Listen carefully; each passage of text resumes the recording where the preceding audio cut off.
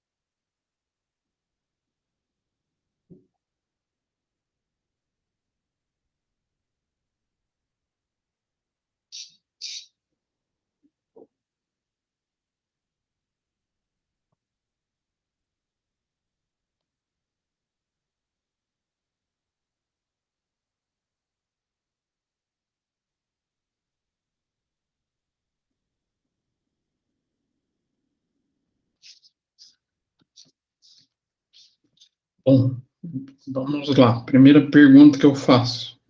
Fizeram uma pesquisa? Eu fiz. E o que acharam da figura do monopólio? Fácil de identificar, difícil? Na teoria. Ah, as estatais são fáceis de identificar. Empresas que são monopólios estatais. Estatal é tranquilo, né? Que até são poucos os casos que são liberados o monopólio por lei. Né? Existem, apesar que a economia.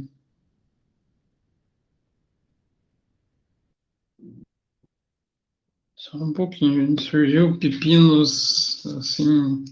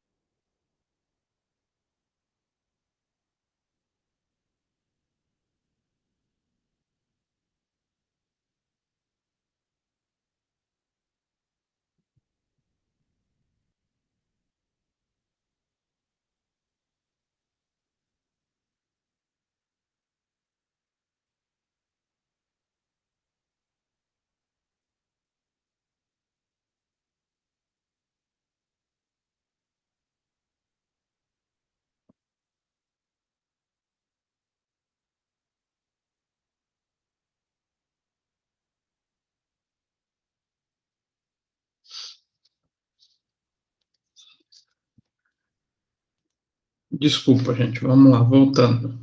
Então, o monopólio estatal é um pouquinho mais fácil da gente encontrar, né? Mais fácil de identificar. E quando o monopólio é privado? É tão fácil assim, será? Até que monopólio é, né? Mas a gente tem uma figura que anda em paralelo com o monopólio. Alguém chegou a ler sobre algo, acabou caindo nessa figura do tal do oligopólio. Eu não cheguei a ler sobre, mas eu lembro de ter visto essa palavra. É, existem os casos onde são exercidos o controle do mercado, não por uma empresa monopólio, mas entra na figura do oligopólio, onde são algumas, aí configurar a ligação dessas algumas começa a trazer dificuldades para fazer essa relação. E acharam a nossa estrutura de controle?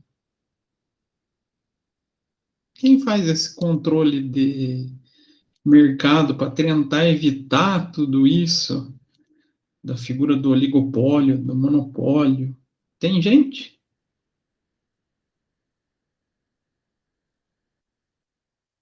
Não? Sim? Talvez? Tem, né? Quem são? Bom, não sei se é certo, mas eu li a respeito de agências estatais, controle do governo. Isso. Agências estatais, ou alguns, na verdade, a maioria dos autores acaba chamando de agências reguladoras, né? Que fazem regulamentação de mercado. E a principal que a gente acaba encontrando nessa regulamentação econômica, aí a gente tem o próprio CAD. Então, a gente vai conversar um pouquinho hoje sobre essas condutas, esses assuntos, né? Então, a gente tinha parado nessa dúvida. Então, como é que a gente consegue identificar um mercado monopolista? Se a gente tem no mercado a figura do monopólio, né? Vamos lembrar só o que é monopólio antes. Forma de organização do mercado em que uma empresa domina com exclusividade em determinação da região a oferta de determinado produto ou serviço que não tem substituto próximo. Com essa característica, e já pensando nas estatais que são possíveis, conseguem pensar em uma empresa que tem esse formato? Petrobras? Petrobras acaba sendo, mas a gente ainda tem as distribuidoras ali que fazem um pouquinho de confusão se a gente olhar na prática, né? Quem cuida de refino do petróleo no Brasil é a Petrobras.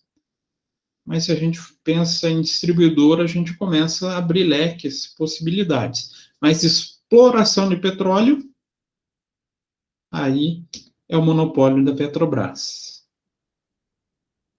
Mais alguma que o pessoal lembra?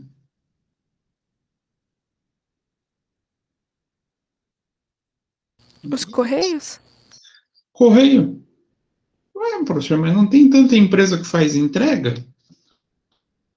O que vocês acham? Tem, né?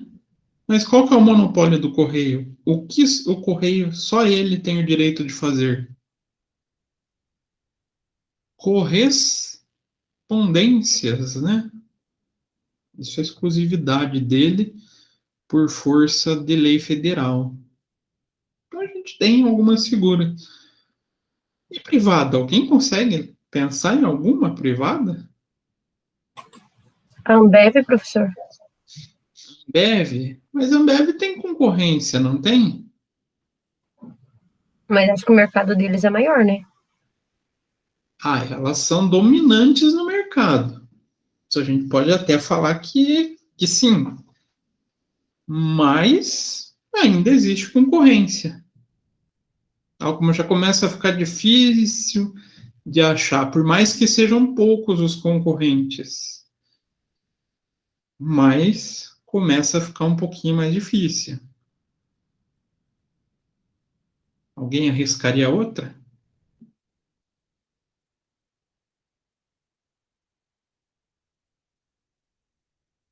Se eu não me engano, eu li a respeito da Embraer. Não escutei, Cauane. Tem que falar um pouquinho mais alto. Eu li a respeito da empresa Embraer. A Embraer, ela é monopolista? O que vocês acham? E agora, ela é um pouquinho complexa, né? Por que ela pode ser considerada um monopólio e, ao mesmo tempo, não é um monopólio? Olha aqui. Opa. Está nesse conceitinho aqui.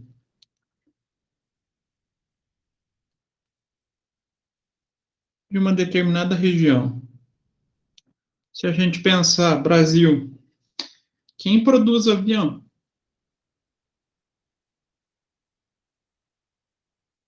Cri. Só a Embraer. Ah, A então, Microsoft também seria? a Microsoft, se pensar em termos regionais, ela acaba praticamente sendo. Até existe uma discussão recente do CAD envolvendo a figura do Linux e a Microsoft, né? Mas acaba sendo. Por quê? Basicamente, hoje, ela é detentora de um mercado praticamente exclusivo de sistema operacional de computador, né? Ah, que ninguém merece o Linux também. É tudo questão de acostumar. Isso eu falo. Não que eu trabalhe com Linux, mas, por exemplo, quem trabalha com. Tá certo que tem que ser rico para ter computador da Apple. Fala que o ambiente da Apple, nem sei o nome do sistema operacional deles, é muito bom. Eu também olho para ele e acho horroroso. E se batem para mexer nesse sistema? Deus o livre. Nossa, acho horroroso, mas tem gente que gosta. Então, essa figura do monopólio é algo muito delicado de ser encontrado. E pior ainda, quando começa a ter algumas possibilidades esparsas de aglomerados de empresa fazendo isso, né? Mas então vamos voltar lá. Como é que a gente pode tentar identificar se existe o mercado monopolista, se tem isso na prática ou não? Então, existem algumas definições básicas do modelo monopolista. Então, quais são as principais? Determinado produto oferecido por uma única empresa. Então, pensando na região aqui do Brasil, a Embraer é a única empresa que oferece avião.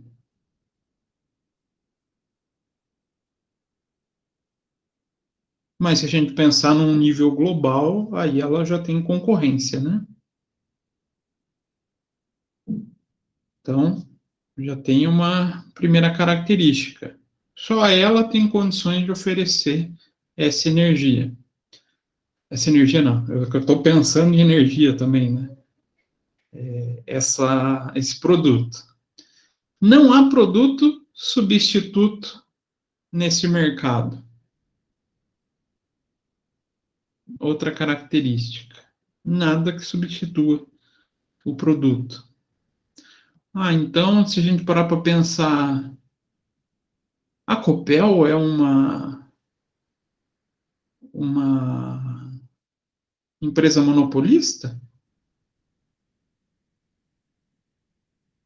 Aqui no nosso estado, sim, né? No nosso estado, quer dizer, quase todo o estado, porque Campo Largo tem o seu monopólio, né? Tem Ecocel, né? É Hã? diferente? É diferente a empresa? Aham. Nossa, eu não sabia. Campo Largo tem uma... Eu achava que era o Paraná inteiro. Não. Só que é só a região de Campo Largo. O restante é a Copel. Ah, tá.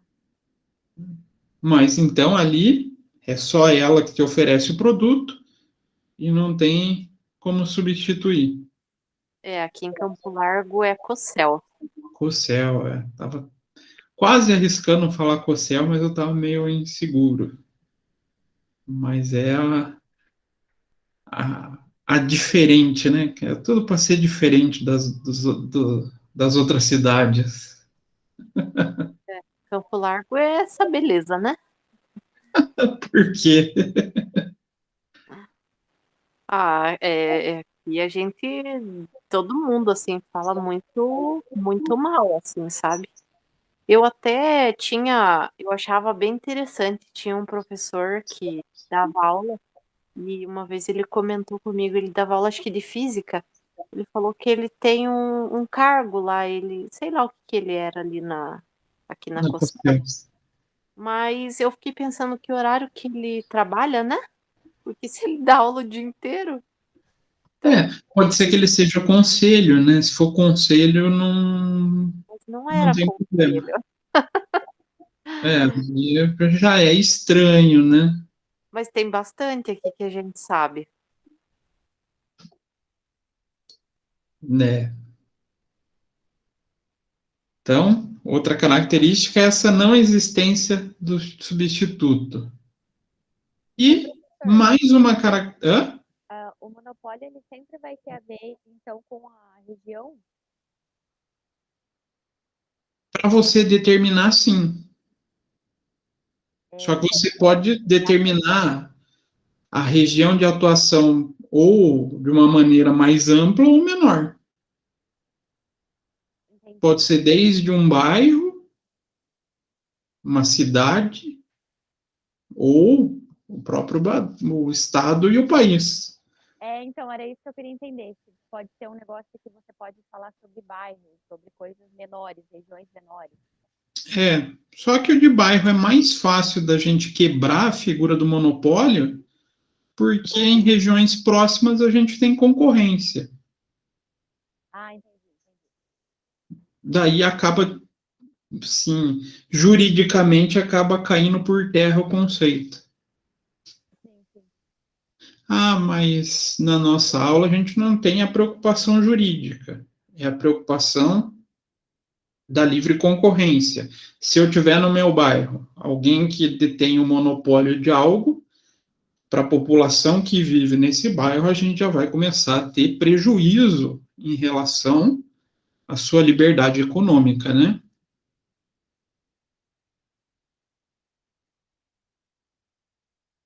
E outra figura, a existência de obstáculos à entrada de novas empresas nesse ramo ou novas indústrias nesse mercado.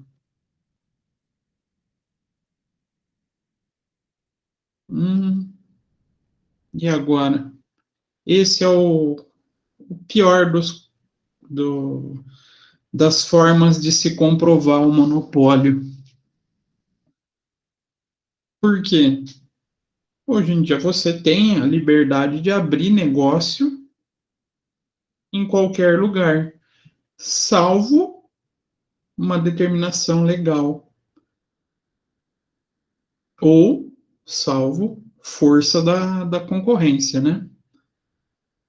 Nossa, mas eu, com empresa, posso criar obstáculo para uma empresa, um concorrente se estabelecer na minha região? Será que eu posso?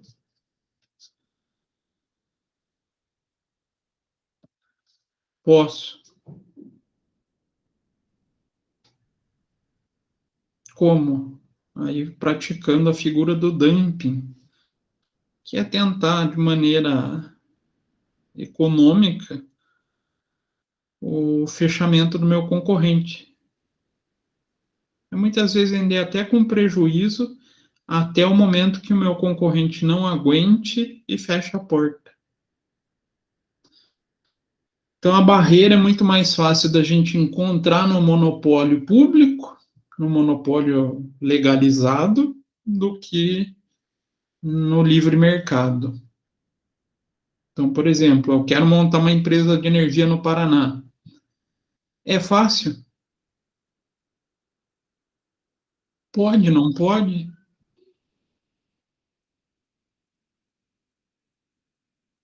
O Ellen, você ia falar alguma coisa? Acho que pode.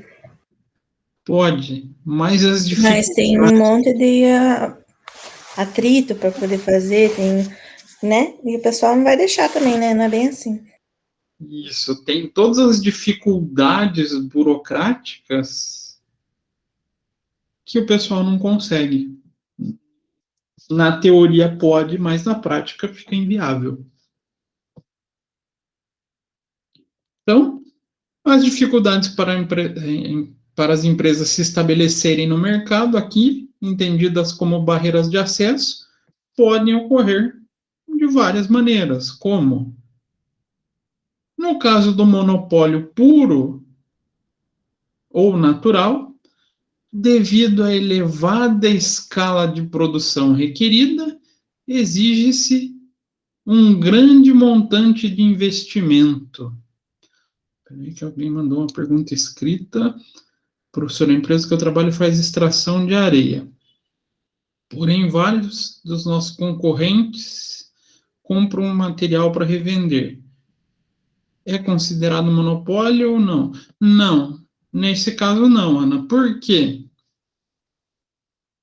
Tem outras produtoras de areia na região, ou podem ser substituídas, ou eu posso, se eu, concorrente, quiser me instalar na região, eu conseguir, não tiver dificuldade para instalação, e for lá e abrir também uma extração de areia, aí eu posso. Não vai ser mais, não é considerado um monopólio. Então, nesse caso, não é. Ah, mas tem áreas de extração que são monopólios, será? A Wellen falou uma, né? Uma empresa que faz extração de recurso mineral que é monopolista, que é do governo, né? Que é a Petrobras. Então, ó, no caso do monopólio puro, a principal barreira é montante de investimento.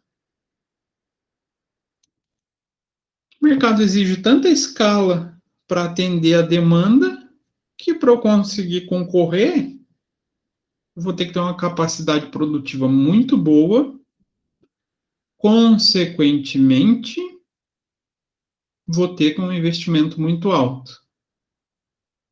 Então, aqui a gente pode falar refinaria de petróleo, siderúrgica, que mais?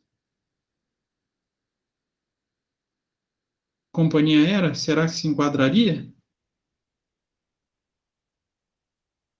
Não é bem um monopólio puro, né? Hã? Companhia aérea não tem mais de uma? É, por isso que eu ia falar, não é bem um monopólio, mas se eu quiser montar uma companhia aérea, não é algo tão fácil, né? É verdade. Vai bastante capital. Pode ver que daí a gente tem poucas empresas no mercado, né? Aí a gente vai começar a migrar a ideia para a figura do oligopólio. Professor, a Coca pode ser considerada um monopólio? Não, ela tem concorrente. Mas então aí a gente está falando por ela ter concorrente de refrigerante, não do produto. Isso. Assim, a Coca não tem como outras marcas copiarem, né? Ela tem, vamos falar assim, um substituto de mercado. Pode ser não ser tão gostoso. Quer dizer, tem gente que acha, mas a Pepsi é ser um substituto de mercado. não é? Sim, sim. Mas não é a mesma coisa. É, O gosto exatamente. não parece. Não é a Coca. É. Aí também existe a força da marca. A gente tem que tomar cuidado com isso. Ah, entendi. Força de marca não considera monopólio. Se não, se pensar assim, a Apple seria um monopólio. E ela não é um monopólio, né? Porque tem gente que fabrica computador, um monte de gente. Tem gente que fabrica smartphone, um monte de gente. Mas o pessoal vai na Apple por quê? Marca, né? Tem essa situação, tem que tomar um pouquinho de cuidado com isso.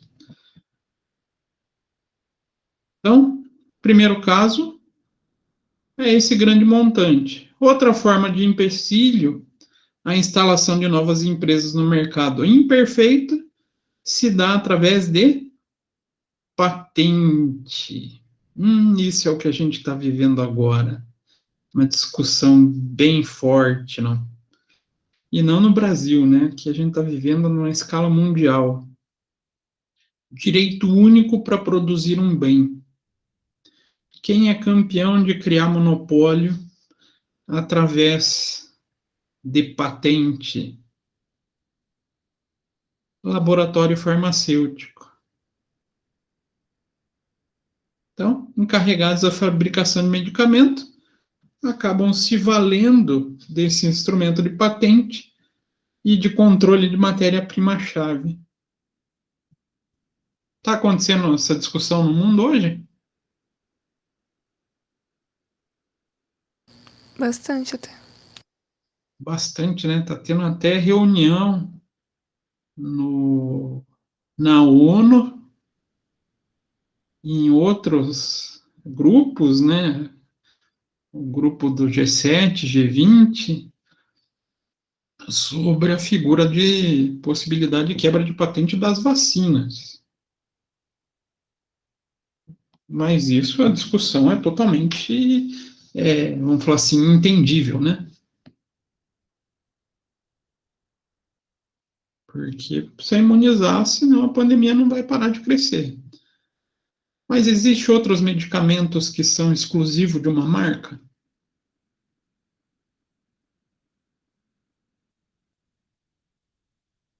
Hoje no Brasil até a gente acaba tendo um pouquinho de dificuldade para enxergar de maneira fácil isso, que a gente tem a figura dos genéricos. Mas tem medicamento que é de exclusividade de marca.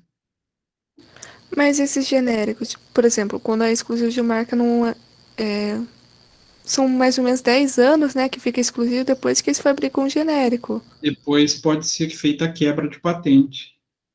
Aí pode virar ser fabricado como genérico. Mas por 10 anos vai existir um monopólio. Aí vai muito da linha econômica. Tem gente que defende que isso não exista, que isso prejudica a concorrência, mas tem gente que defende esse tipo de, vamos falar assim, monopólio, pelo fato do investimento para o desenvolvimento de um determinado produto, né? Então, desenvolver um remédio não é tão simples assim, não é tão barato. Então, tem economista que defende essa hipótese para remunerar o processo de desenvolvimento do produto. Então, essa linha do monopólio ela é muito perigosa, nesse sentido de ser defendido ou não. Existem as barreiras que são defendidas e existem as barreiras que são combatidas pelas economias. Então, varia muito de cada caso, né? A gente tem processos que podem ser combatidos e processos que não existe o interesse do combate. E a gente está vendo isso na própria vacina, né? Tem país que defende que não pode quebrar. Tem país que defende que não, a gente precisa quebrar a patente para produzir mais vacina. E a outra possibilidade, aí é aquela que é legal, né? Monopólio estatal ou institucional, que existe a proteção da legislação, que normalmente ocorria no Brasil em setores estratégicos e de infraestrutura, e que vem aos poucos sendo quebrados. Aos poucos, porque tem que passar por todo um processo de aprovação no Congresso e no Senado, derrubando essas barreiras legais. Então, setor que era monopólio que não é mais. Telecomunicação. Hoje a gente pode optar por mais de uma telefônica? Pode, mas são igualmente ruins. É. Mas pense que podia ser pior. Não sei aqui da sala se alguém chegou a viver o período da Telepar, a antiga Telepar. Já ouvi meu pai e minha mãe falando só. Antigamente se tinha que comprar uma linha telefônica. Olha como era uma coisa absurda, louca. Tinha como alugar também de quem já tinha, né? Aham. É. Porque era só aquela empresa que fornecia o serviço, era tão valorizado, era tão necessário, que o produto apresentava valores superdimensionados. Hoje em dia não, né? Hoje em dia você tem que ficar até bloqueando o telefone para pararem de te oferecer linha telefônica. Ô, professor, pensando Oi? aqui, o Detran é um monopólio, não é? É que o Detran ela é uma agência reguladora, né? Então ela não é bem um monopólio. Então ela não tem a característica de vender produto, mas sim de controle e fiscalização. Ela tem um caráter um pouquinho diferente. Mas quem mais será que ainda é monopólio nessa figura estratégica e de infraestrutura? A URBS, professor? A URBS acaba sendo, porque ela é uma empresa de capital, é de capital aberto, não é de capital aberto, é uma sociedade anônima de capital fechado, mas só ela detém a prestação de serviço de controle do transporte viário.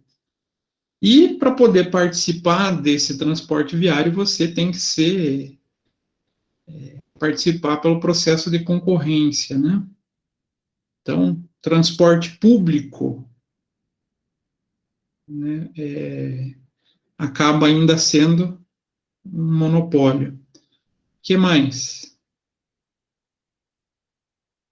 A Embraer tem uma parte, se a gente pegar a Embraer e dividir em duas, tem uma que ela ainda está totalmente baseada nesse segmento, como a gente vê lá de uma empresa que a gente não conhece. A Embraer tem seu setor militar. Ela desenvolve aviões militares. Ela é totalmente monopolista, protegida por lei, que é um setor estratégico, né? Energia elétrica.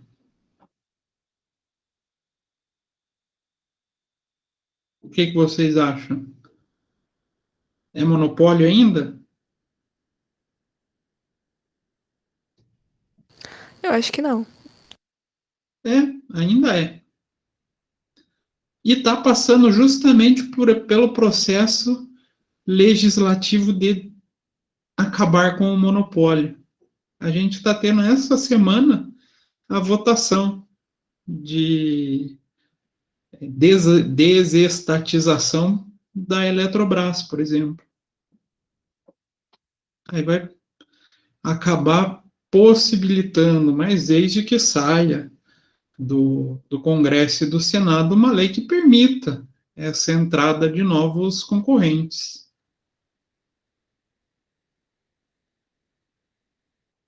Então, aqui existe a possibilidade legal do monopólio, né?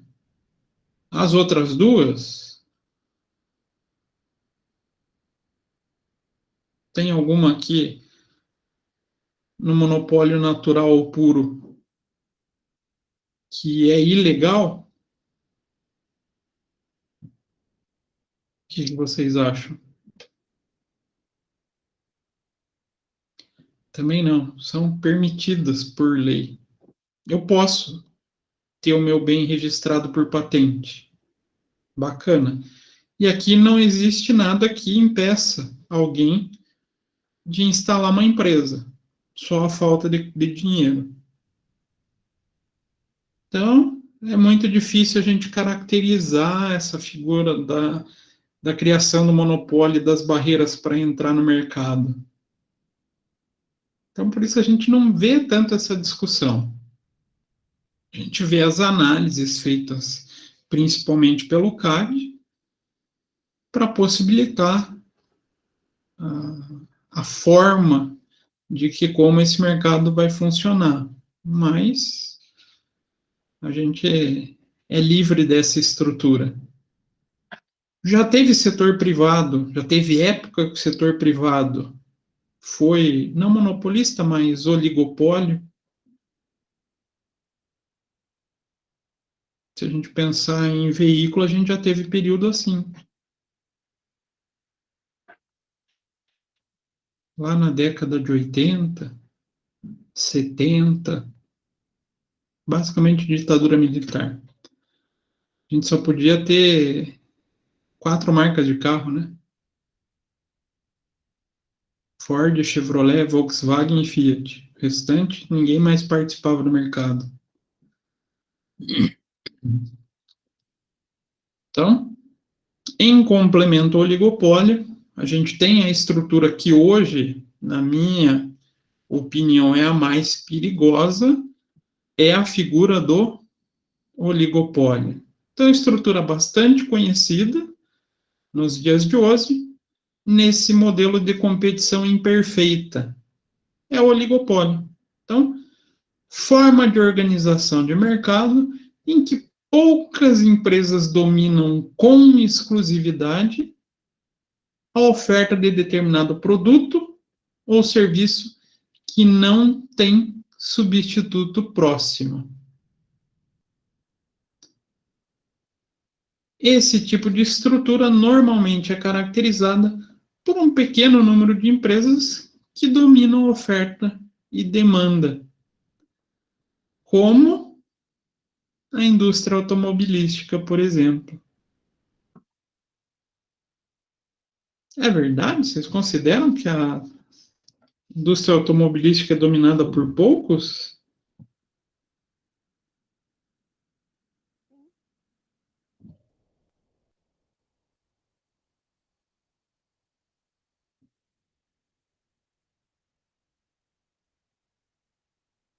Ah, acho que sim, né? Principalmente agora que muitas estão saindo do Brasil. Muitas estão saindo? É, quer dizer, no caso, uma. Saiu a Ford, né, que é muito grande. Mas a gente tem poucas que se aventuram a montar carro, né, no Brasil, a fabricar no Brasil. Se vocês acho que dá para contar numa mão, não dá? A gente tem a Ford saiu, aí sobrou Chevrolet, Volkswagen, que mais? A Fiat, fica lá em Minas. Mais alguém? Tem a Renault, não é aqui também, professor? Renault, a Hyundai e hoje tem a Chery, né, que é a chinesa. Ó, dá para contar numa mão. Mercado dominado por poucos.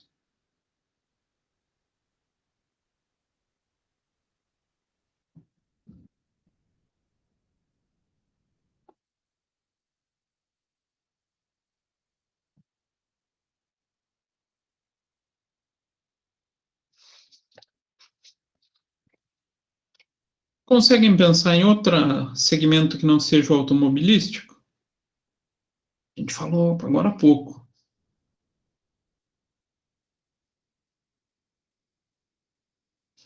Que é poucas empresas que fazem a oferta e demanda desse serviço. Telefonia? Telefonia. Então, hoje, quem tem gente de opção para telefonia?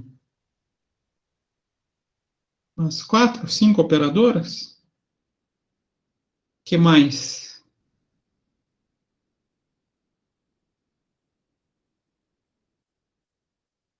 Companhia aérea?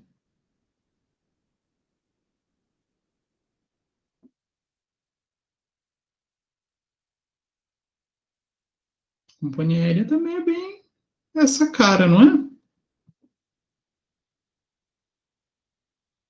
Então, a gente tem essa figura dos poucos dominando a oferta e demanda. Ou então, por um grande número de empresas, mas com poucas dominando o mercado. Quem se enquadra nessa característica?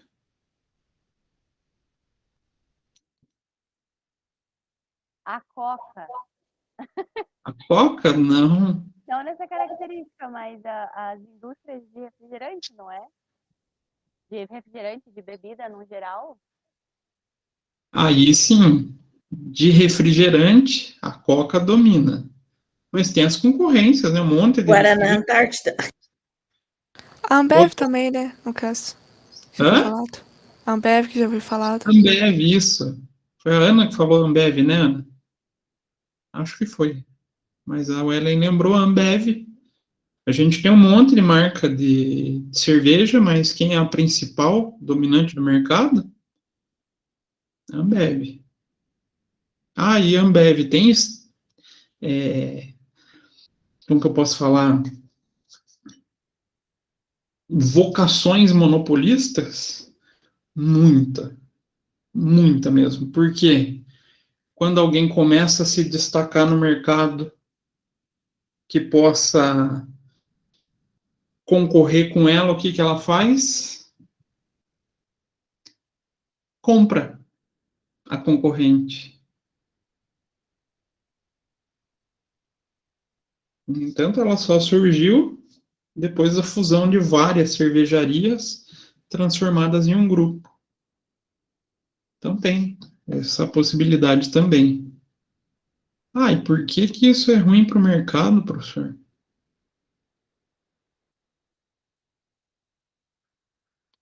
Vamos satisfazer o desejo da Cauane em falar da Coca. Por que que é prejudicial a Coca ser tão forte em fabricar Coca-Cola?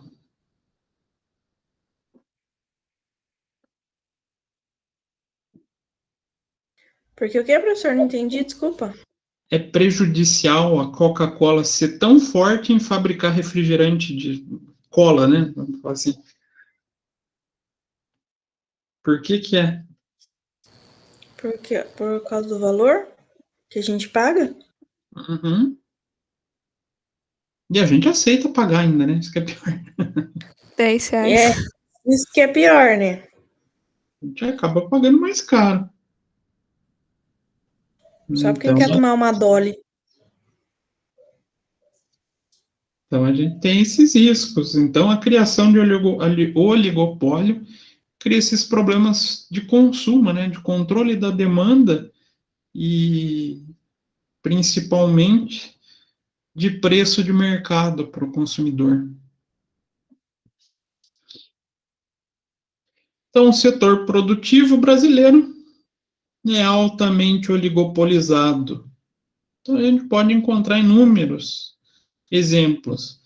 As montadoras de veículo, que a gente já falou, né? Setor cosmético.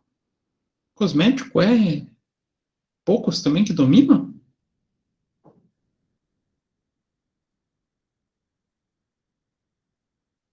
São. Deixa eu Eles pensar. entendem mais do que eu. São as 4 marcas. o Boticário, Natura, Avon. E correndo atrás do prejuízo, a Jequiti. Bem isso. Mais ou menos isso, né? Indústria de papel. Também. Nossa, quantas indústrias de papel a gente tem? Eu conheço Pouquíssimo. a Klabin. E é a principal de todas, né? Indústria de bebida. Poucas. Indústria química. Muito poucas.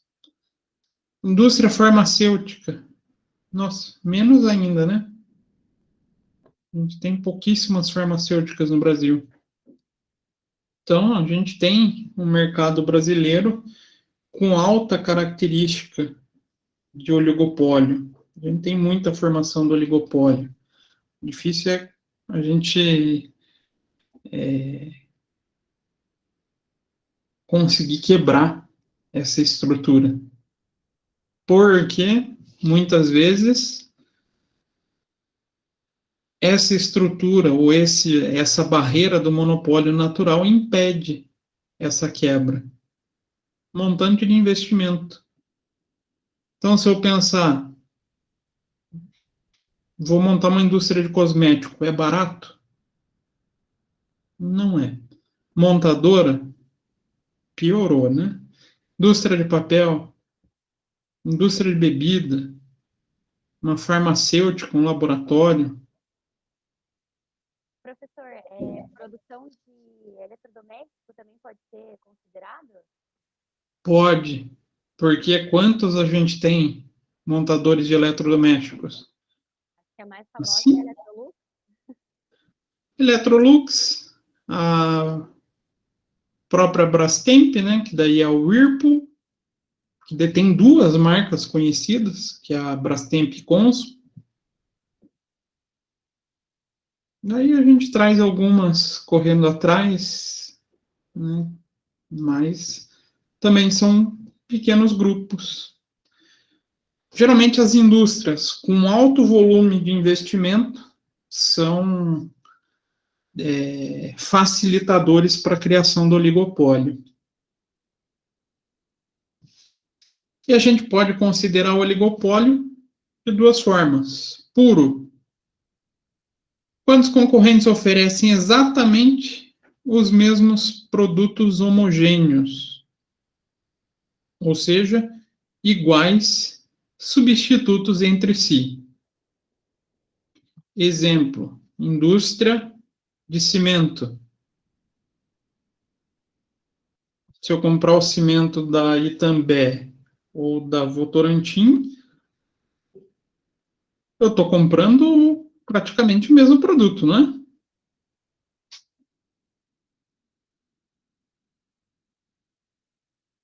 Sim, não?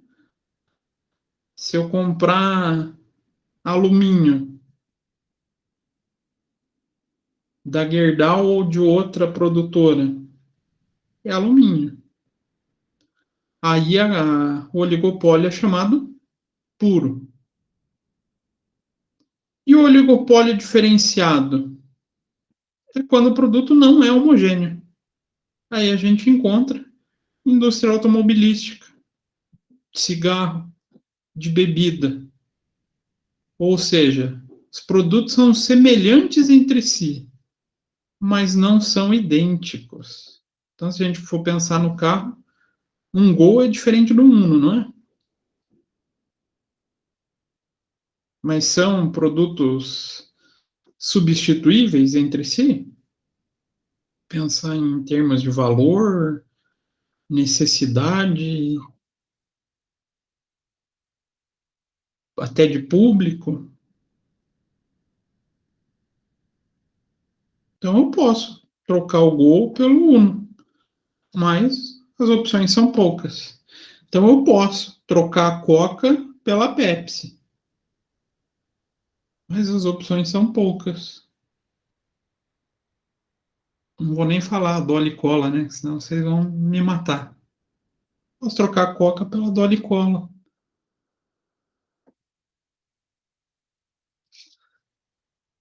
Então, são produtos semelhantes, mas não idênticos.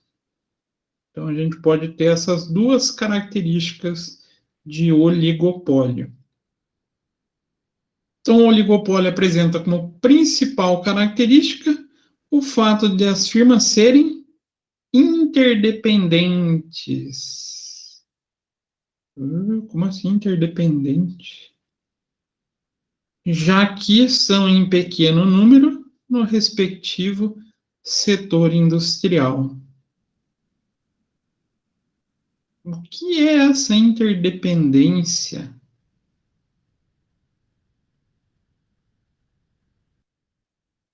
Se a gente pensar aqui, o preço de um Gol é muito diferente do Uno? Sofre alterações significativas?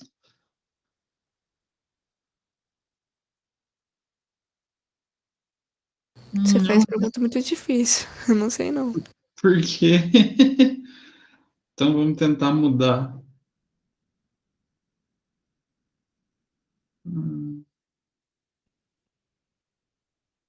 Estou tentando pensar num produto que vocês enxerguem no dia a dia.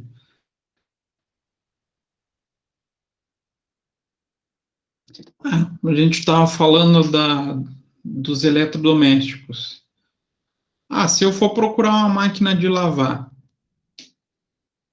eu vou falar da máquina de lavar porque eu estava olhando junto com a minha irmã esses dias atrás, uma para ela. Se eu procurar da Electrolux e da Brastemp, uma que tem as características semelhantes, o preço vai variar muito? Ou vão estar ali preços bem parecidos, bem concorrentes? Não. Vai estar mais ou menos tabelado. Quase que a Ellen falou o principal perigo do oligopólio: tabelamento. Não pode existir tabelamento entre elas. Teoricamente, isso aí caracteriza o crime. Que daí pode Mas aí seria cartel, né? Isso aí pode caracterizar a formação de cartel. Não entendi, professor. Pense lá, você vai numa loja para comprar uma máquina de lavar. Tem a Brastemp, tem a Electrolux, duas fabricantes diferentes. Você está procurando uma máquina 11 quilos. Compara os dois valores. Vai ter muita alteração de preço? Uma vai ser muito mais cara que a outra? Não. Não. Então é um. Mas a gente tem que tomar cuidado com o que a Ellen falou. Se eu chegasse e encontrasse as duas com o mesmo preço, em todas as lojas, isso vai começar a caracterizar um preço de tabela entre elas. Aí começa a sair do oligopólio para a figura criminosa do cartel. A formação do cartel dentro do oligopólio, aí sim, é criminoso, tá? Então, essa interdependência é justamente essa possibilidade delas se analisarem. Então, elas levam em consideração a decisão quanto a preço e produção das outras firmas. E tomam as suas decisões, as suas atitudes em relação a elas. Se o meu concorrente está aumentando de preço, e eu não tenho outros substitutos, o que eu vou fazer? Um oligopólio. Qual que é a tendência?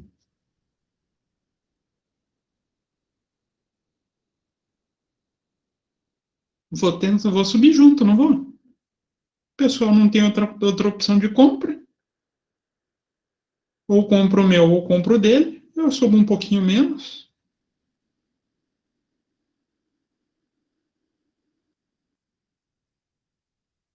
Não, meu concorrente está baixando de preço.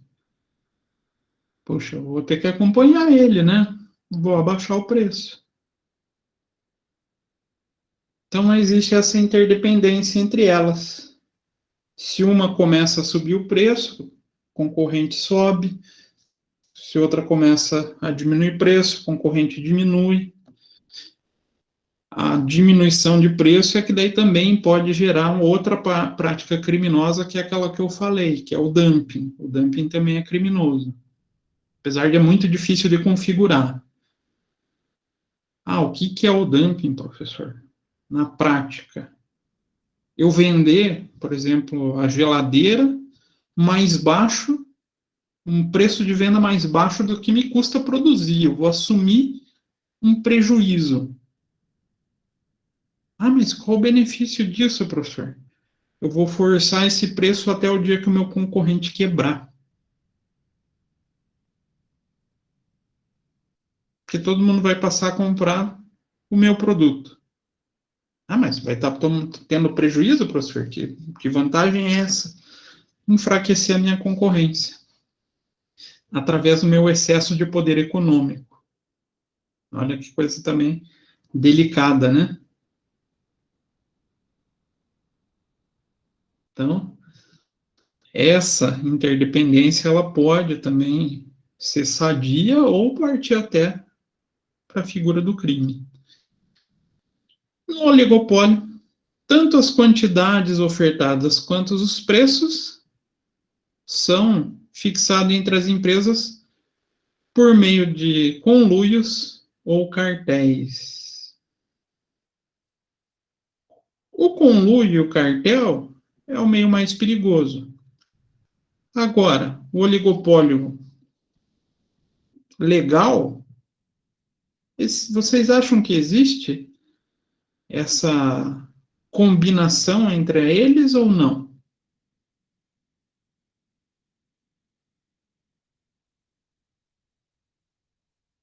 Como assim? Eu, fabricante da Volkswagen, combino com você, o Ellen, que fabrica Fiat.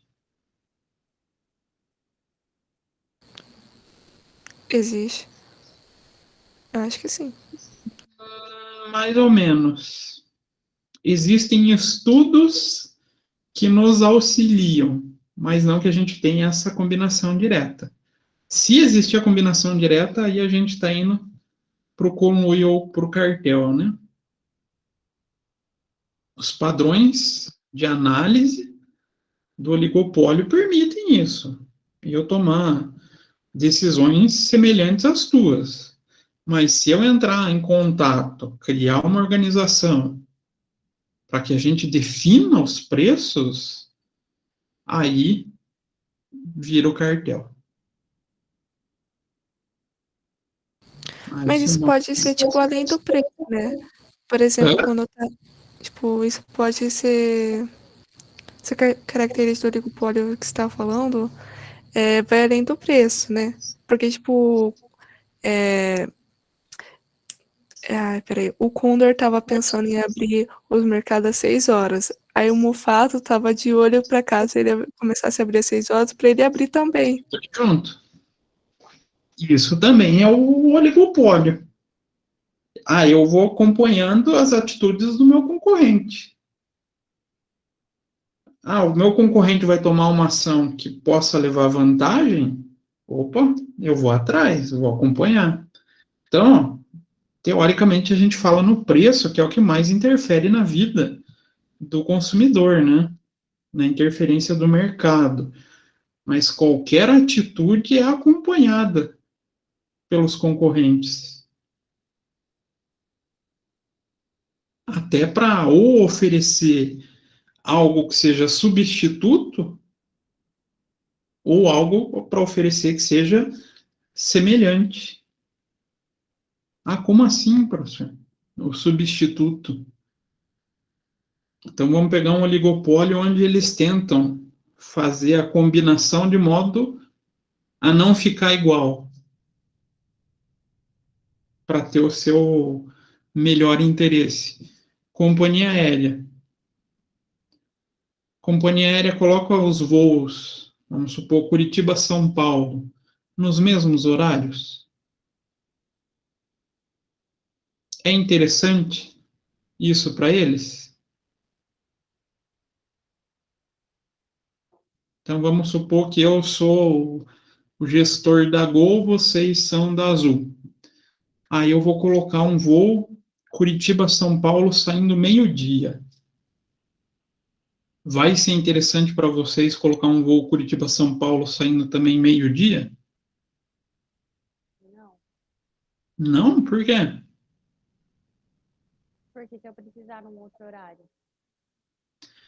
Se precisar de um outro horário, e vai ter um fator mais vantajoso, que é do precisar do outro horário. Eu não vou disputar o mesmo cliente. Se eu coloco no mesmo horário, eu abro o leque para escolha. Ah, não, tem esse horário? Gol Azul, quem que eu vou? Ah, vou no mais barato. Começo a criar atrito. Então, eu posso tomar as escolhas de maneira oposta. A Ellen falou quando ela toma a escolha de maneiras similares, a gente também pode ter as escolhas de maneira oposta. Então, voltando aqui à figura do cartel. A fixação de preços de quantidade ofertada conforme combinação entre empresas, aí a gente pode encontrar a figura do cartel.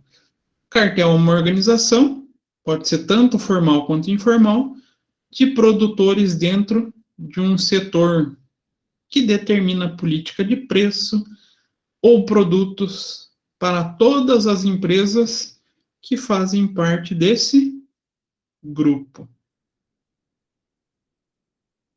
E pode ser legal ou ilegal. Como assim, professor? O professor falou que é ilegal no Brasil? No Brasil. Fora do Brasil, isso pode ser aceito, vai depender de cada país. Então, exemplo: cartel das organizações dos países exportadores de petróleo, os países que participam da OPEP. Esse é um cartel formalizado entre os países. E eles determinam o preço de petróleo no mercado mundial. Não tem muito como interferir, né?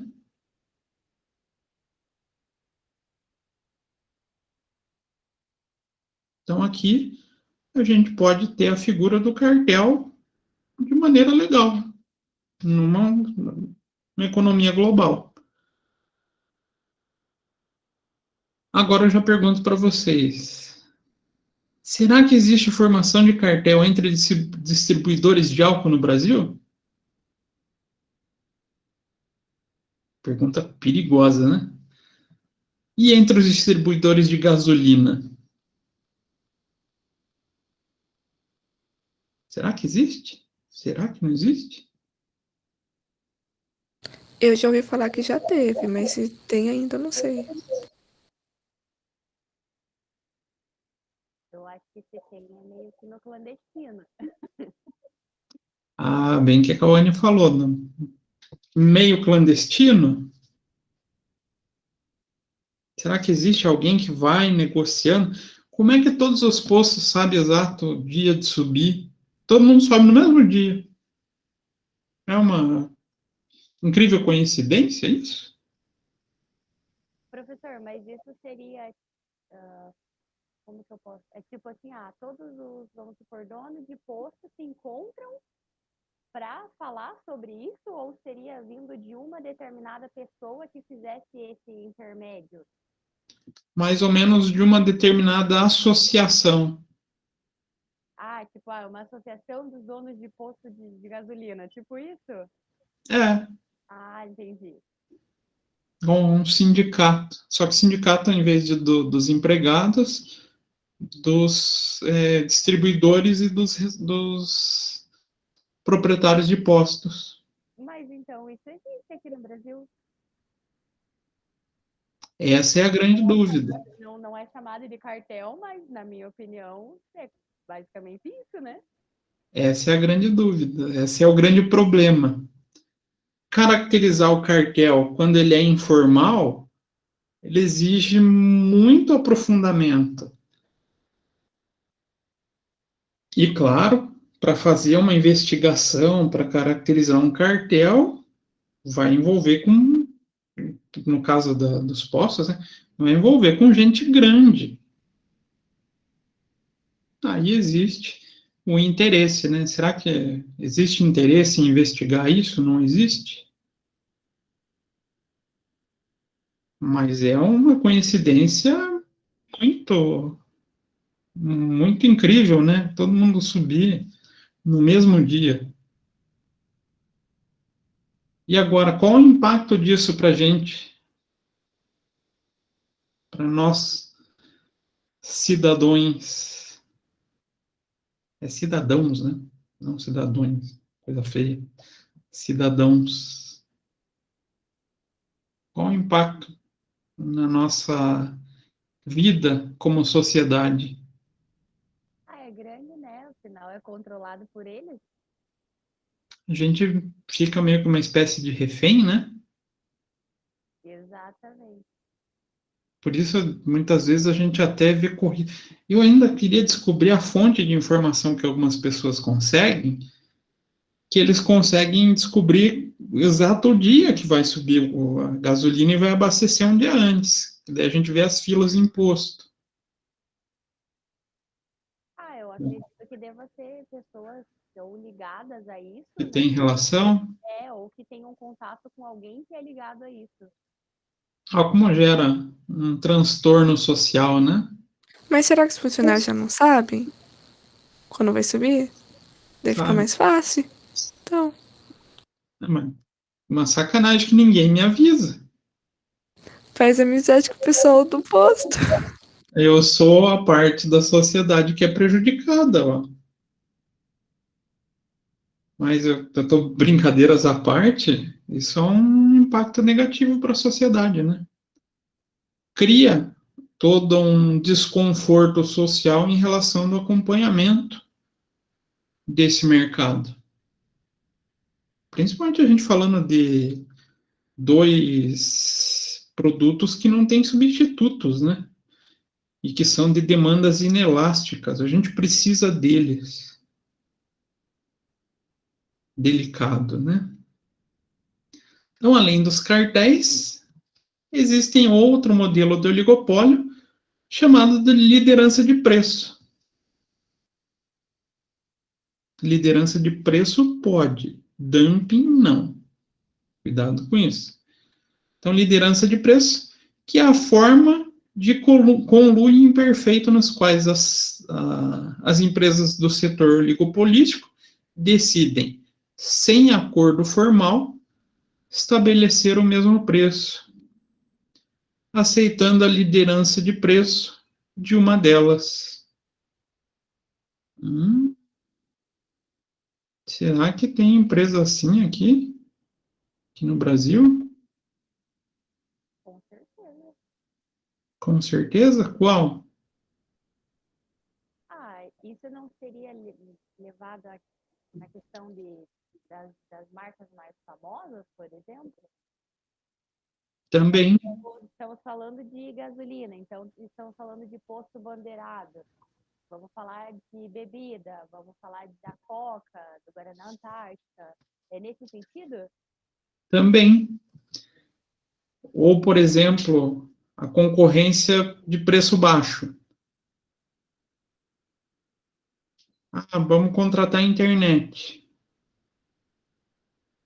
Hoje as empresas têm um patamar de preço, onde quem colocar o preço mais baixo, todo mundo vai correr atrás, não vai? Tá certo que todos os serviços são uma porcaria. Mas com certeza você sempre corre para o mais barato. Acaba sendo isso. Então, esse modelo pressupõe que a liderança decorre do fato de uma das firmas rivais possuir estrutura de custo mais baixo que as demais. Então, por essa razão, ela impõe como liderança do grupo. Então, a empresa que tem uma estrutura melhor, que consegue produzir o produto com valor mais baixo, acaba puxando todo mundo para a sua estrutura ou para o seu valor de mercado. Será que tem outras áreas que acontece isso?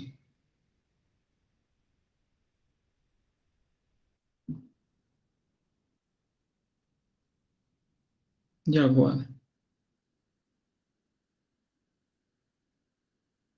A gente estava falando das companhias aéreas, né? Hoje a gente não vê isso, mas lá em 2000, na década de 2000, eram as mesmas indústrias ou empresas aéreas do mercado? Não. Não? Quem lembra as companhias aéreas dessa época? Algumas até saudosas, que eram muito legais, para quem gosta de aviação, né? Mas eu lembro, era VASP, Varig, Transbrasil, mercado dominado por poucos, onde a estrutura de preço era o alto. Veio uma empresa de cor laranja incomodar todo mundo. Quem fez o mercado das companhias aéreas se transformar por causa desse processo?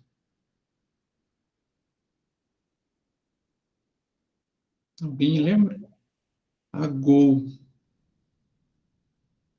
A Gol, ela fez essa reviravolta. Hoje ela perdeu a sua, vamos falar assim, perdeu não, né? Ela viu que o mercado mudou e se aproveitou dessa situação. Mas ela mudou a sua forma de atuação original. Ela, não sei se vocês conhecem a história da Gol, como é que ela foi fundada? Eu não. Nem eu.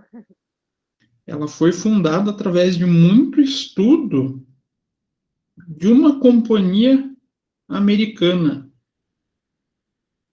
Uma companhia. Agora eu preciso lembrar o nome dessa companhia. West alguma coisa. Mas ela inovou no mercado mundial chamando, ou criando uma estrutura para aviação chamada de low cost. Então, essa companhia aérea, ela trabalha basicamente com um tipo de avião no mundo inteiro para baratear o máximo possível o seu custo.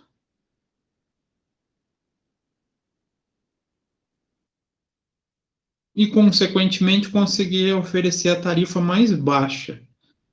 Então, na essência, ela é chamada de low cost, low fare. Mas Custos isso baixos, caracterizar o tarifas dumping. baixas. Hã? Mas isso sem caracterizar o dumping? Sem caracterizar o dumping, porque ela tem lucro. Porque a única coisa que ela fez é melhorar a sua estrutura, maximizar a sua operação. E pensem vocês para a gestão.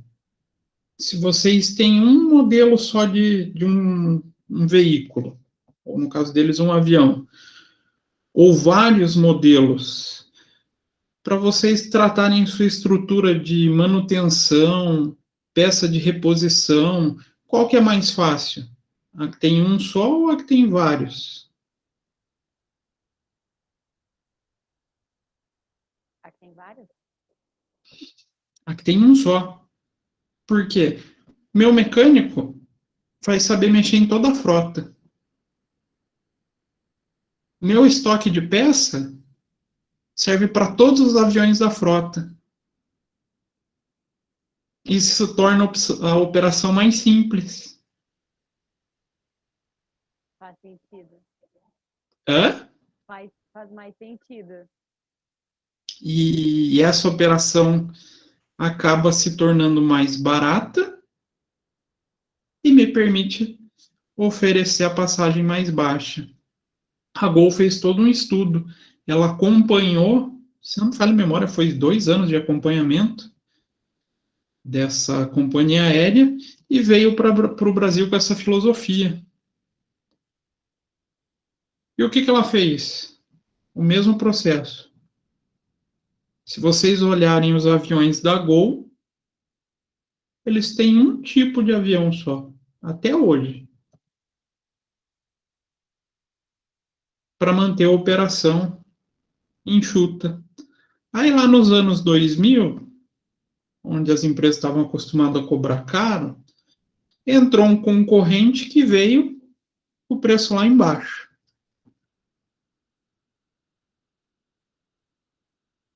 Eita, e esse concorrente fez com que todo o mercado tentasse abaixar preço. Só que as outras empresas não estavam estruturadas, não tinham uma preparação para oferecer preço baixo. Quebrou Transbrasil, quebrou Varig, quebrou a VASP. A única que sobreviveu foi a Latam, ou a antiga TAM, né? Aí depois, pensando, trazendo um pouquinho dessa filosofia, mas já mudou um pouquinho, veio a Azul, né, que só trabalhava com avião da Embraer, hoje eles mudaram um pouco. Mais uma empresa só, puxando todo mundo do mercado para acompanhar eles. Então, inicialmente, os preços podem até ser diferenciados, entretanto, podemos observar que o mercado opta por produtos que sejam oferecidos a preços mais baixos.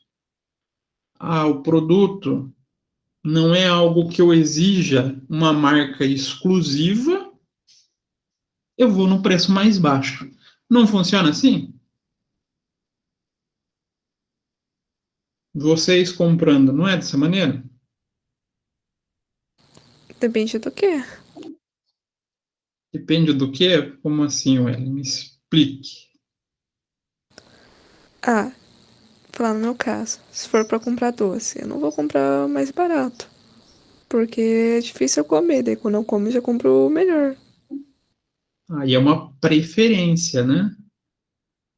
Mas se for algo cotidiano, em que vocês conheçam as marcas, a tendência é que a gente vá no mais barato, né? Sim. É a tendência de mercado. Então, diante desse fato, resta às empresas oferecer o produto a preço mais elevados, duas possibilidades. Mantém o preço e acabam sendo extintas, que é até o caso das companhias aéreas que eu falei, né? Quem tentou manter o preço alto, como a Varig, que era um luxo viajar na Varig, assim, era uma coisa extremamente sofisticada. Não aguentou, não tinha clientela, sumiu do mercado.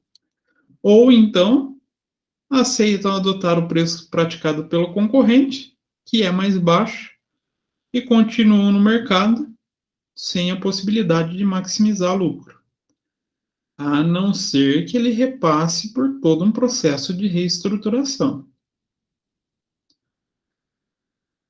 Então, assim que a firma líder de preço permanece no mercado, através de um acordo tácito, né? Um acordo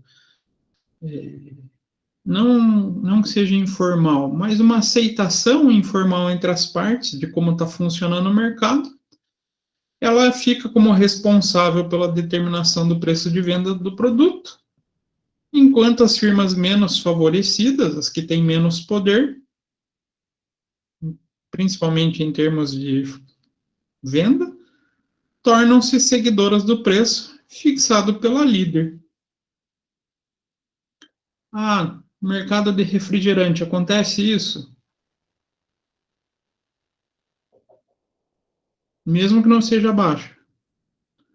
Mas aí também pela questão do gosto do consumidor. Alguém oferece refrigerante mais caro que a Coca-Cola? Acho que não. Não, porque quem é o balizador de mercado? E não só com o produto Coca-Cola, né? Mas com todos os produtos da marca. Ah, como assim, professor? Fanta. Fanta é da Coca-Cola, não é? É, Será que a Suquita vai ser mais cara que a Coca-Cola? Que a Fanta?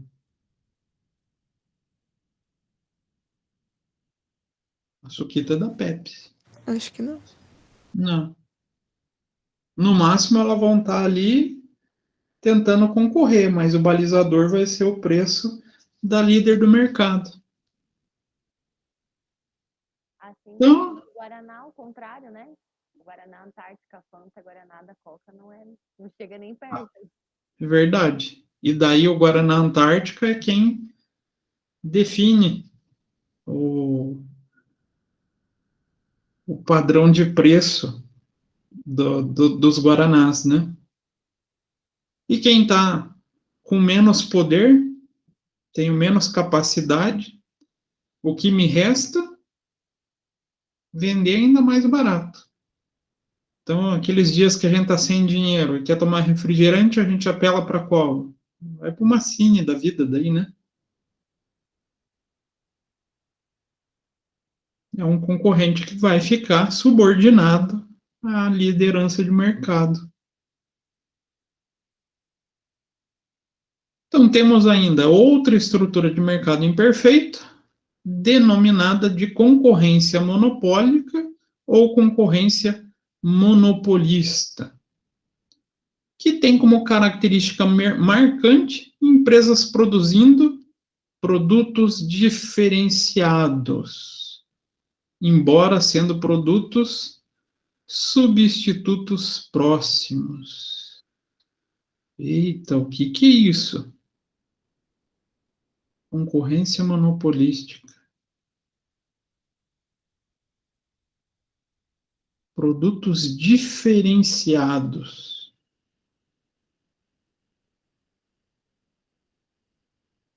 A Samsung, ela passeia um pouquinho nessa área, mas ela, como ela é muito grande, ela acaba não entrando tanto nessa característica, mas ela serve para explicar. O meu Samsung é da linha dos pobres, mas tem Samsung que é da linha top de linha?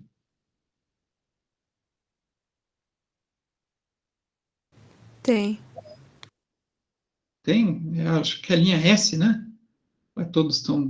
Eu não entendo muito bem de celular, mas tem uns Samsungs aí que tá ali concorrendo pau a pau com a Apple, não tá? Ah, eles são substitutos diretos? Não. Mas são celulares que, por serem teoricamente diferenciados no mercado, eles estão ali concorrendo só entre os dois, praticamente.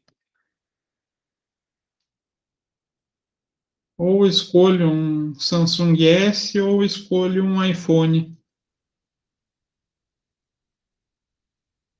Acaba sendo uma concorrência monopolística, onde essas duas ou três empresas que têm esse produto extremamente diferenciado acabe dominando o segmento através desses produtos teoricamente substituíveis, mas não diretos. Então, na concorrência monopolística, a empresa tem determinado poder sobre a fixação de preço. É verdade isso? Será que a Samsung, quando vai botar o preço na linha S, ou a Apple, elas têm liberdade para escolher?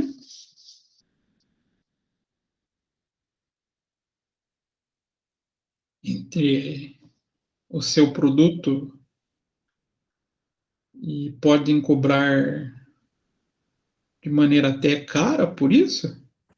Tem, principalmente da maneira cara. Né? Porque ele é um produto diferenciado.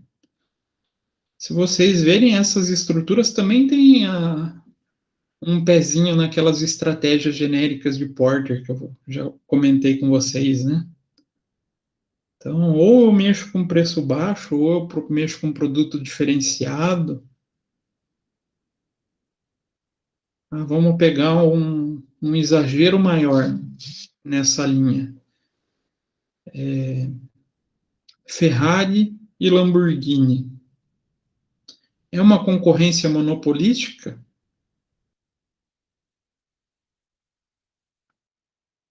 São dois veículos de alto valor, né? Na verdade, tão alto que a ponto de, para mim, ser inimaginável chegar a ter um.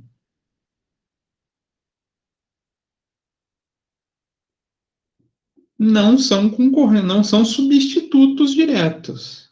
Mas quem compra uma Lamborghini pode escolher também comprar uma Ferrari, né? Produtos, carros super esportivos. Eles colocam o preço que eles querem naqueles carros? Bota preço nisso, né? De alguns milhões. Então, isso acaba entrando nessa figura da concorrência monopolística.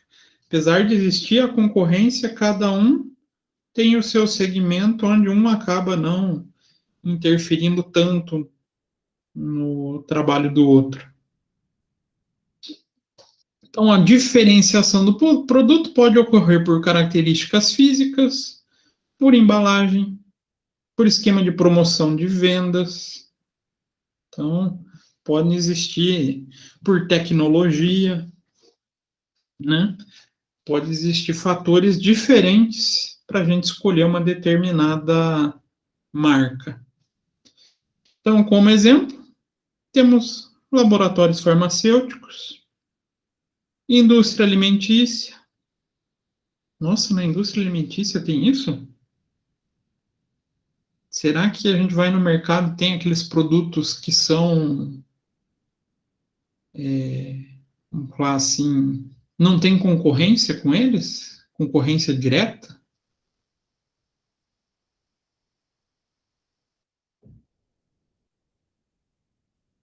Sim, é bom, eu acho que sim. Não sei aqui quem é apreciador de café.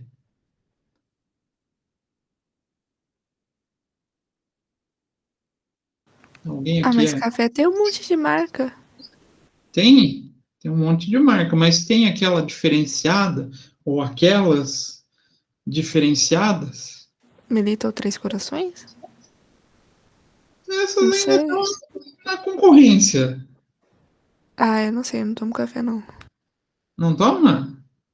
Não. É que você está fazendo ADM, né, ué?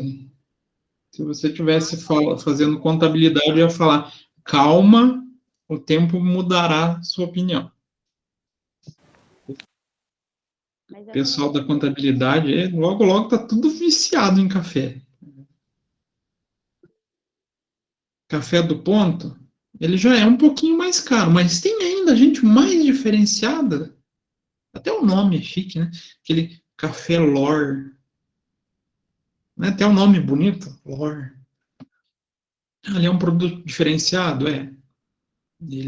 A qualidade é superior. E ele oferece o preço daí que lhe é condizente, né? Olha lá, a Brenda já concordou, é gostoso. É bom, né, Brenda? Esse café Lor é bom. Mas dá para ficar comprando direto também? Pelo menos eu não consigo. Aí eu fico no Três Corações, no Melita e no Damasco. Ali os que estão na concorrência. Né? Então, quando a gente fala do monopólio, a gente está pensando nesses produtos com uma diferenciação a ponto de transformar eles, dentro de um segmento, em algo especial. Algo onde só ele vai dominar aquele segmento. Então, agora que a gente já conversou um pouquinho sobre monopólio, vamos conhecer as principais características da concorrência monopolista. Então, quais são elas? Margem de manobra para fixação de preço não muito ampla, uma vez que existem produtos substitutos no mercado. Se existe esse oligopólio, eu posso ficar brincando com o meu preço? Igual a gente estava falando do café. Três Corações, Melita e Damasco. Eles têm muita margem para trabalhar o preço deles? Não. Não, pode ver que está todo mundo ali. Hoje em dia acho que está na casa dos R$9, 8 e pouquinho, né? Entre 8 e 9 é o preço padrão desse povo. Número relevante, grande quantidade de empresas com certo poder concorrencial, porém com segmentos de produtos diferenciado, seja por característica física, seja por embalagem, ou seja por prestação de serviço. Aí entra aqui a figura do Café Lor. Então, quem está na... Aqui eu até escrevi errado. Aqui é o oligopólio. Quando a gente pensa no oligopólio, ali é aquela galera que está na... São os poucos que têm e que estão num patamar semelhante, eles não têm a margem. Já na concorrência monopolista, eu sou, mesmo oferecendo café, tenho um produto especial, um produto diferenciado, eu consigo me diferenciar perante o mercado. E daí me dá margem para manobra, para modificação do preço. Então, observe que, diante das características, acabamos dando um pequeno poder monopolista sobre o preço de produto, mesmo sendo o mercado competitivo, a gente acaba chegando a esse nome, concorrência monopolista. Então, esse cara tem o fator diferencial, mesmo tendo gente para concorrer com ele, né? Mesmo tendo o concorrente, ele acaba tendo poder de manobra dentro do mercado. Então, a formação de preço nesses mercados de concorrência perfeita, monopólio, oligopólio e concorrência monopolista, acaba sendo definido de maneiras distintas. Cada um desses modelos tem impactos diretos na maneira como a sociedade vive, como os consumidores buscam, desejam o produto, ofertando aquela figura da lei da oferta ou é da demanda?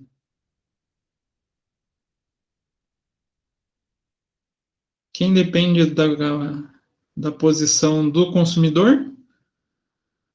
A demanda, né?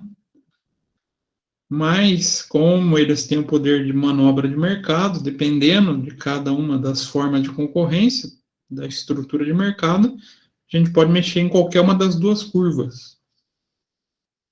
Então, cada um desses modelos que eu acabei de falar, essa perda pode ser sob forma de preços mais altos, em relação ao equilíbrio, ou quantidades menores a serem disponibilizadas no mercado. Então, eu posso, dependendo da estrutura, vou me aproveitar da lei da oferta e posso manipular como que o mercado vai se comportar de acordo com a minha intenção empresarial. Vai ter impacto, então, tanto no modelo ou na teoria da demanda, quanto na teoria da oferta. Isso interfere diretamente no quê? Nos preços dos produtos. Então, pense numa indústria farmacêutica. Se poucas empresas que atuam nesse mercado e seus produtos são de grande relevância à sociedade, o que você espera que aconteça com os preços desses bens? Qual que é a tendência? Que aumente.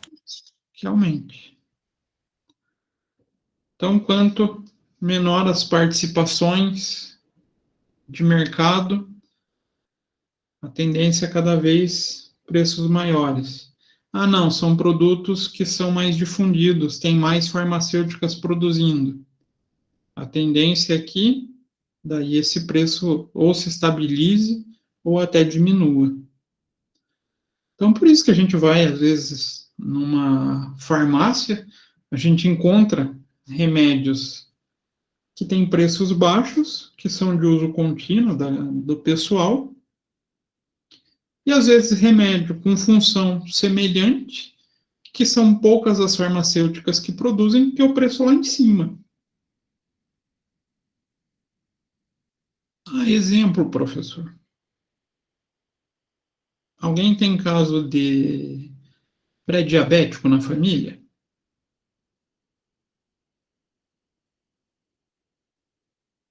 Que não seja insulina.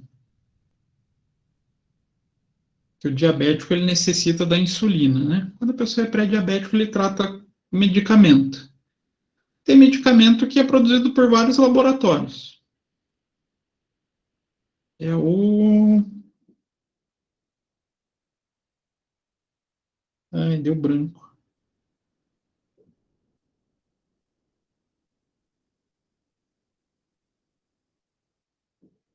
Eita, olha a idade chegando. Deu branco no nome do remédio. Ah, vou ter que pesquisar na internet.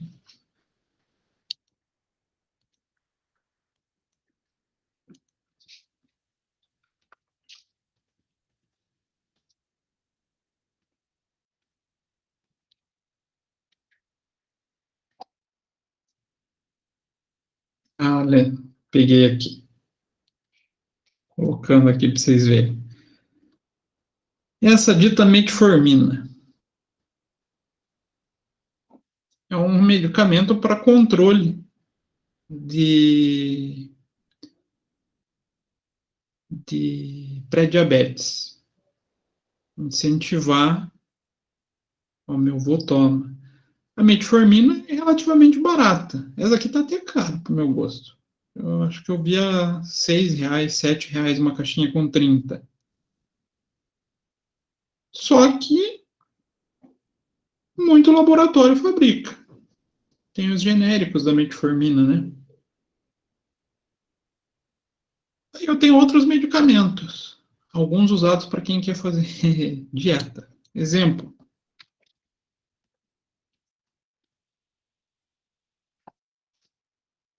Esse dito Trulicity. Ele tem a mesma função. Controlar a diabetes mellitus tipo 2. A gente vai pesquisar o preço. Aqui, vamos entrar aqui para a gente ver.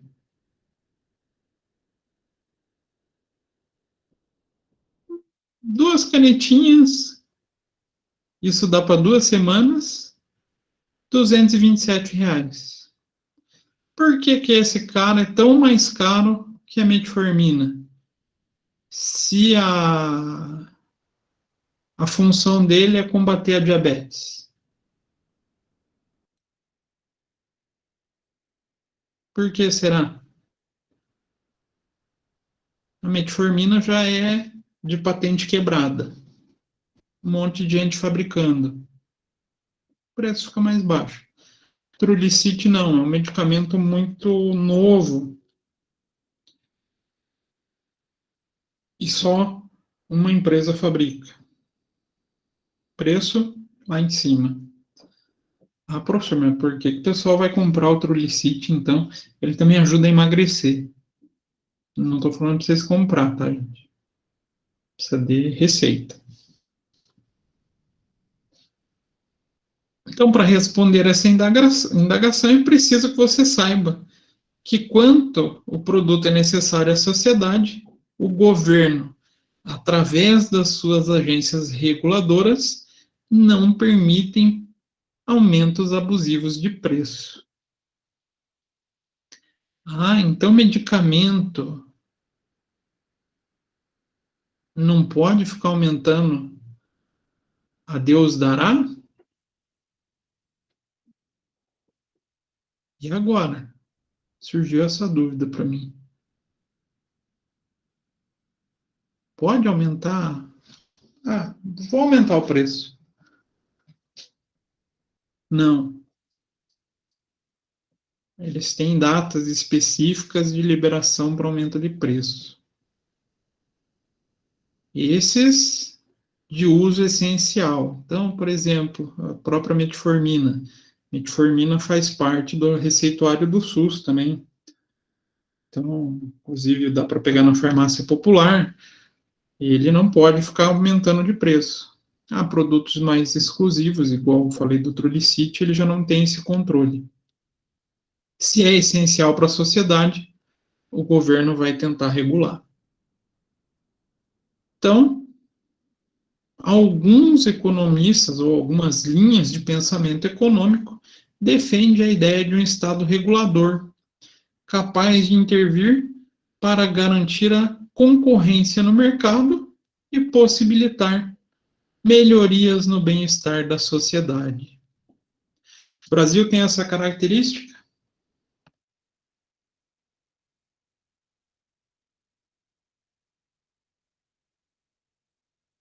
Vocês acham que sim? Não? Ele é um Estado regulador? É. Vamos pegar uma economia mais aberta. Estados Unidos tem suas regulamentações? Tem. Então, visando também proteger a sociedade da livre concorrência, que não é tão perfeita quanto se espera, né? O governo acaba criando mecanismos ou agências para tentar controlar os setores essenciais da sociedade. Então, portanto, a regulação deve produzir condições de competição, de modo a garantir que os consumidores tenham acesso a esse produto e serviços com qualidade e níveis de preço semelhantes ao que seria conseguido em um ambiente competitivo. Energia elétrica no Brasil é assim? O que vocês acham? Existe uma regulamentação do mercado para não jogar a energia lá para cima? A ANEEL faz isso, né? Existe das bandeiras, né? Uhum. A parte de transporte. Existe concorrência não, agência reguladora para tentar equilibrar esses valores de mercado?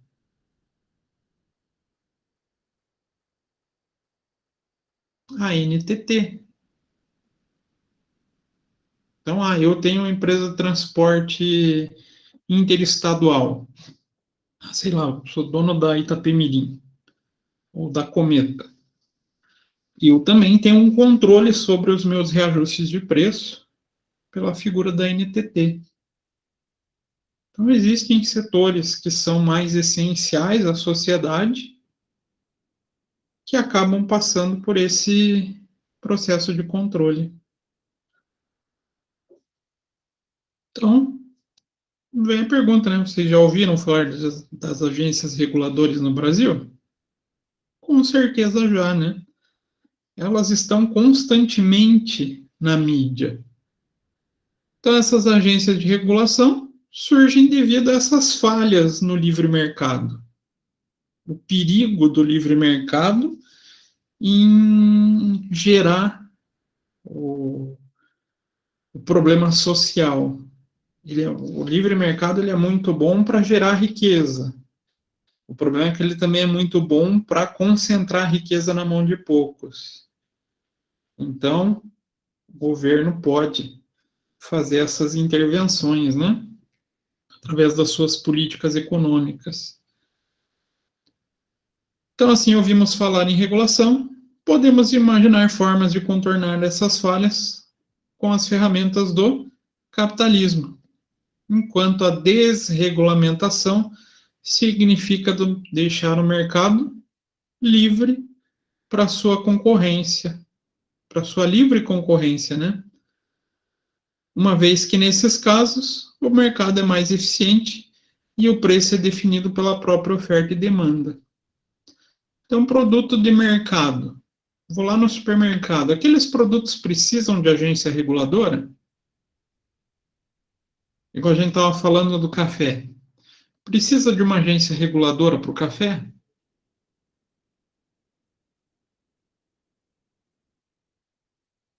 Ou não? Eles entre si, a concorrência vai fazer o equilíbrio e vai trazer um patamar sustentável para o mercado. Não precisa. Não precisa. Quando a estrutura do mercado permite isso, o governo pode simplesmente sair do cenário e deixar com que as empresas façam a própria regulamentação, ou seja, trabalhem na forma do livre mercado. Mas nem todas são assim, né? Nem todos os setores são assim. Que a gente estava falando dos medicamentos agora. Então, medicamento não são tantas farmacêuticas.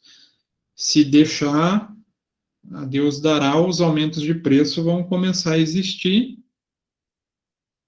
Gente que precisa de remédio não tem como trocar, né? Geralmente, ou toma o remédio, ou toma o remédio. Não tem como substituir. Então, precisa de agência reguladora. Então, exemplos de agências reguladoras no Brasil.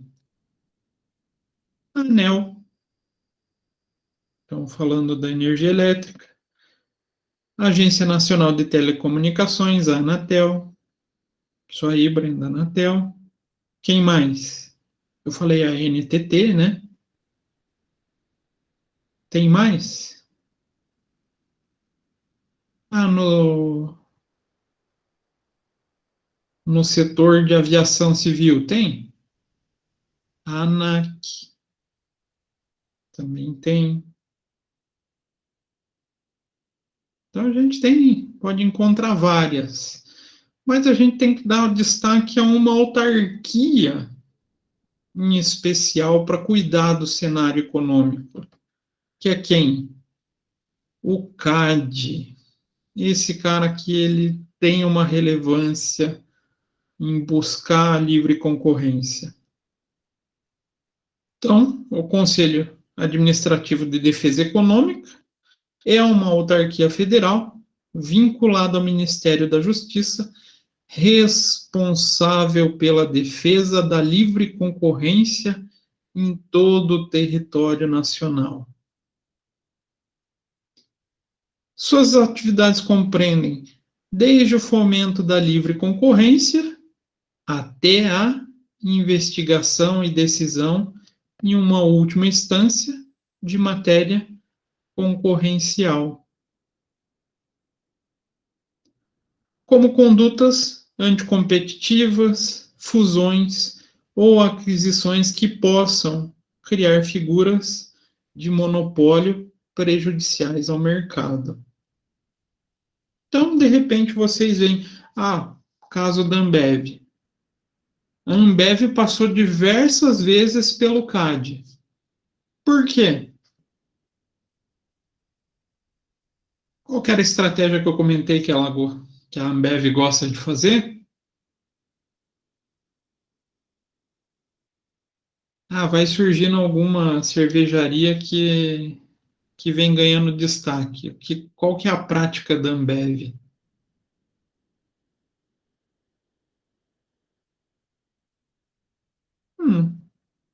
Ele está me incomodando?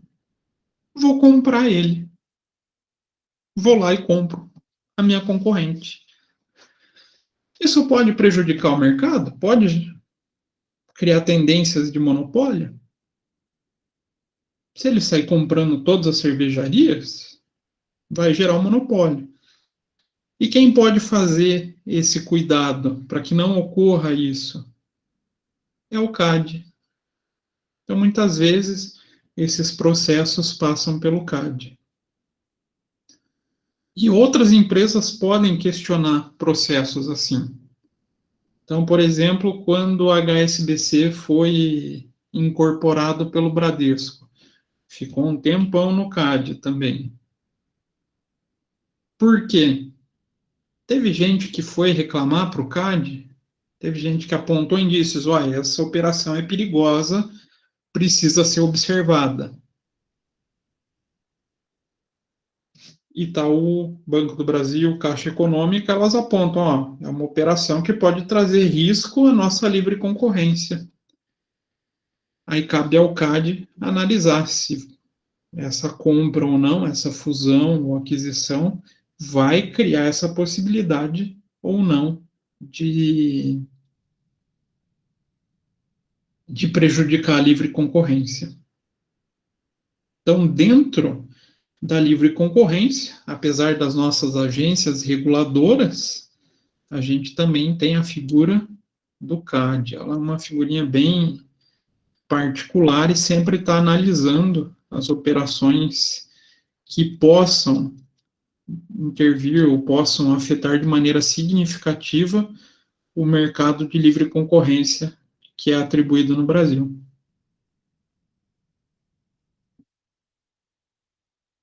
Tranquilo, gente? Era isso que eu tinha para trabalhar com vocês hoje. O que vocês acham sobre esse cenário de estrutura de mercado? Delicado, não delicado? Fácil de controlar? Bastante delicado, eu acho que não é fácil de controlar, não. Não, não é nada fácil, gente. Não é à toa que a gente estava discutindo sobre a figura, por exemplo, do cartel e imposto de gasolina.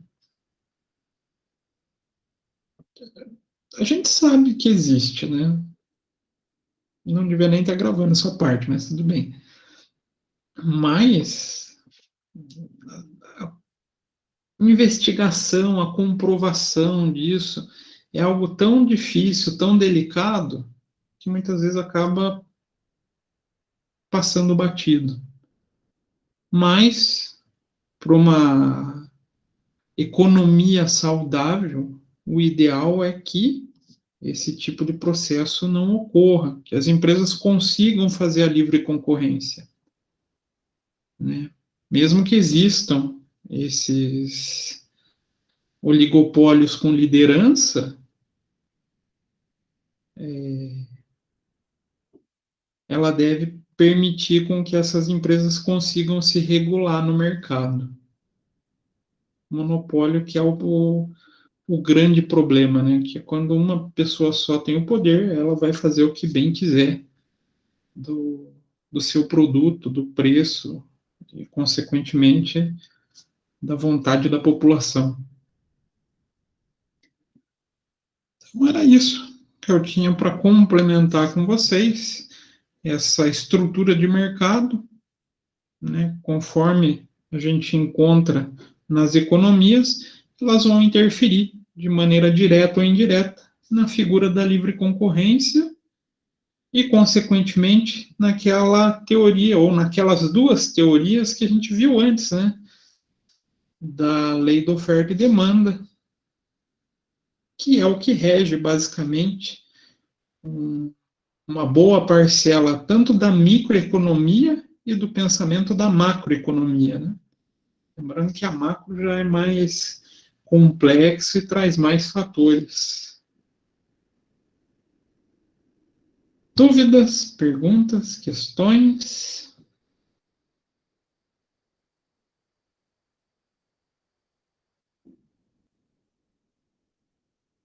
Eu acho que não.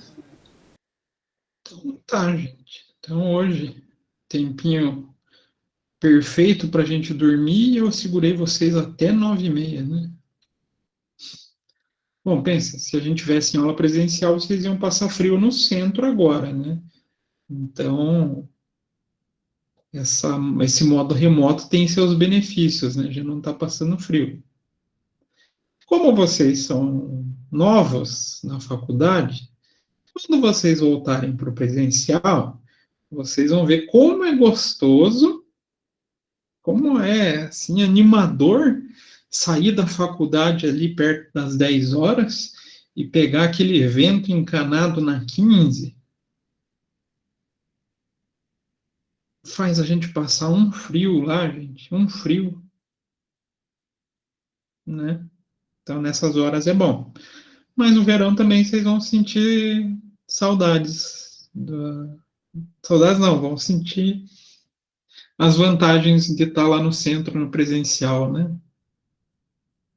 Mas se Deus quiser, logo, logo voltaremos para a sala de aula. Pelo menos a interação que existe na sala de aula é melhor. Não sei quando que eu volto a encontrar vocês, né? Os alunos de contábil eu vou ter mais contato, a DM é um pouco menos, mas a gente ainda vai ter a aula presencial, se Deus quiser, né? E do nosso calendário do semestre falta o quê? Semana que vem, basicamente, né? Dia 25, e na próxima já é a semana de provas. Então, o que eu trabalharei no dia 25? A gente vai fazer um apanhado do conteúdo que a gente viu nesse segundo bimestre, para que vocês vão mais tranquilos para a prova. E não vou deixar a atividade essa semana, para vocês poderem ter um fim de semana mais light. Beleza? Beleza. Então tá, gente. Então a gente se encontra semana que vem, sexta que vem, dia 25. Se Deus quiser, desejo para vocês um bom fim de semana, um bom descanso. Um bom fim Tá de bom? semana. Boa noite. Boa noite, Tony. Obrigada. Boa noite para vocês também. Obrigado, boa noite. Boa noite. Boa noite, Pamela.